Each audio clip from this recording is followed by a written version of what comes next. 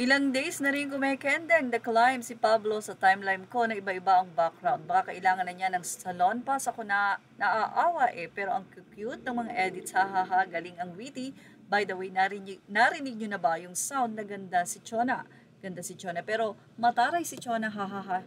Samantala, narito po ang ilan sa mga ibinahagi ng mga fans na ang kendeng ni Pinunong Pablo ay kung saan-saan na napunta. Napunta na nga sa Tokyo, Japan ba to, or China. Hindi lang dyan napunta ang nasabing trending na pagkending ni Pinuno dahil pati sa school. Hahaha, huli pero di kulong, OPPSB19. Okay class, show your talent, me. At hindi nagpahuli ang ilan dahil ayon sa mga fans ng Sangre Encantadia hanggang sa Debas daw ay nakarating na ang pagkending ni Pinunong Pablo. Samantala, nakakatuwa naman ang naging kwento ng isang nanay na ito. Ibinahagi niya ang photo ng kanyang anak na kung saan ay nakatingin sa poster ng SB19 sa isang mall. Caption ng nanay na si Carmela Juco, "Yung anak ko, kahit saan, basta may nakitang SB19 picture agad at kinikilig ang kanyang buong katawan." At sa nakasabay namin kanina magpa-picture sa bench as in Fairview, kung nandito ka man, Caps, ang cute ng jacket mo. Anyway, napakaganda naman ng naging giveaways nitong Fuzz Zone. Ito po ay Fuzz Zone merch na ibinahagi nga po ng Sony Music Philippines nitong October 29.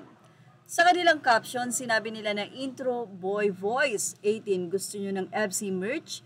One winner will win one set of Fuzz Zone merch as a Fuzz Zone bag, neckerchief, chain, and signed shirt.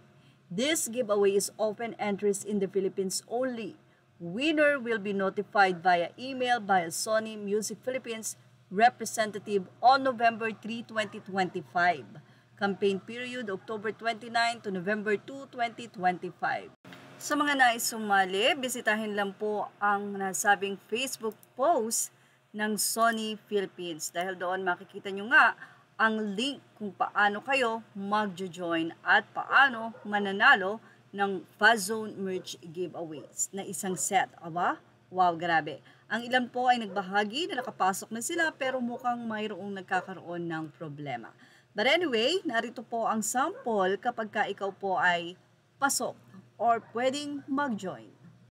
Ibinahagi ito ng mga nag-join na fans kung saan sa comment section ay ipinost nila ito, nakalagay na thank you for joining, pero may nakalagay dito na application error, a client-side exception has occurred. So, ibig sabihin, hindi ito pasok. Narito naman ang lalabas kapag ka ikaw ay nakapasok. Winner will receive an email from the Sony Music PH marketing team. So, mayroon pong nakalagay na logo ng SB19 at kasama ang kanilang mga tracks. At yan ang ating showbiz snap update. Images are all credit to the rightful owners. Please like, share, and subscribe.